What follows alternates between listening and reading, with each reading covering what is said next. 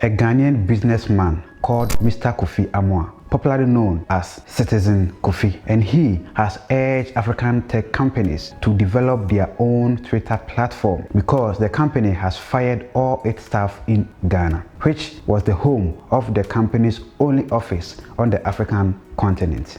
More Twitter turmoil. The social media platform is laying off almost all of its African staff. That's according to multiple sources. We're told that this is happening at Twitter's physical location in Accra, which is the capital of Ghana. CNN's Twitter employees, many of whom I'm speaking to from the Ghana office and across the organization, tell me, at least for the Africa staff, that email did not even mention them by name. It just said, "See attached." And one more thing, even though Elon Musk said everybody who got fired was getting at least 3 months severance above the law, that's in the US.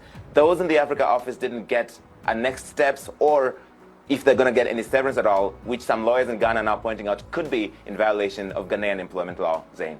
In April 2021, ex-Twitter CEO Jack Dorsey, via a tweet, announced that the company would set up its African headquarters in Ghana. And this is what he wrote. Twitter is not present on the continent. Thank you, Ghana, and N. Akufo-Addo.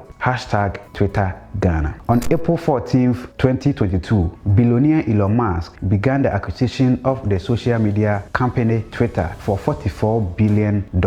And on October 27, 2022, Elon Musk officially became the owner of Twitter. On 1st November 2022, a senior partner manager of the Twitter Africa office announced that the company's headquarters in Accra had been opened. But Elon Musk, who is now Twitter's new owner, revealed that Twitter is losing $4 million each and every day, and that he is willing to try anything that he thinks might help the social media platform turn a profit. And his first plan was to charge Twitter users $7.99 for a blue tick checkmark on their account. And the second plan is to lay off staff. And so, Mr. Musk has been laying off the staff of the firm worldwide. But in Ghana, Twitter has fired nearly all its staff in the country, meaning the company has no employee on the whole of African continent because Ghana was the home of the company's only office in Africa. And according to some reports, African staff were not treated fairly by the company. A year ago, when Twitter announced that they were,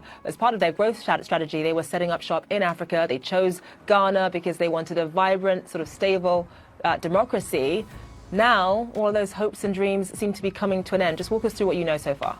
Zain, this is leading to a lot of questions about Twitter's commitment to the continent, because when it opened the Africa office in Ghana, Africans, more than 1 billion of us, felt seen, and now it seems to have all gone up in the smoke. Let me talk you through this. The following happens in the space of 4 days.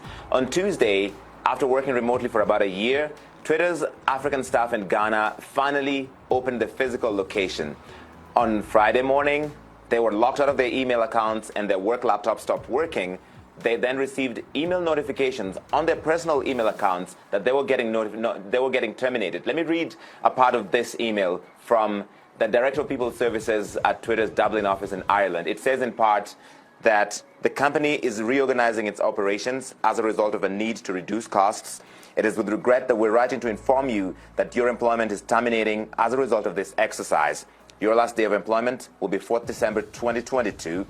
You will be placed on garden leave until your termination date. So to be clear, the remaining employees of Twitter will receive full pay and benefits until 4th December, but in that time, they are not allowed to communicate with other staff, suppliers or customers or clients, and they are to remain available to Twitter's disposal in case they need to have a proper handover.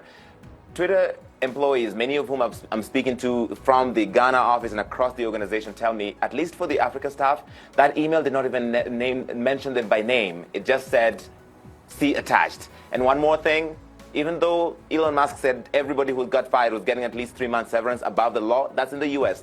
Those in the Africa office didn't get a next steps or if they're going to get any severance at all, which some lawyers in Ghana are now pointing out could be in violation of Ghanaian employment law. Zain. So, this is the reason why the Ghanaian businessman Citizen Kofi has urged African tech companies to develop their own platform in a tweet post where he wrote, "Yes, the strength of a continent lies in her people." can the story of Twitter closing its African office end more beautifully? A group of 30 young Africans from Nigeria, Kenya, Ghana have announced the formation of Twitter Africa named Akasanoma, funded by the African Development Bank. Even though this announcement was still made on the same Twitter platform, which makes it sound funny in a way, but it is possible that we Africans can create our own social media platform, because China, for example, has blocked access to all Western social media platforms and they are using their own versions of them. Countries like India, Russia, Indonesia, and Bangladesh have banned TikTok in their countries for data security threats and other reasons, and they have replaced them with their own apps. So I believe that we Africans can also do the same. So let us know your thoughts and suggestions on this inside the comment section below. And again, if you did not enjoy this video, please don't worry, because we have countless of videos on this channel about every developmental project and initiatives going on in Ghana. You can check them out.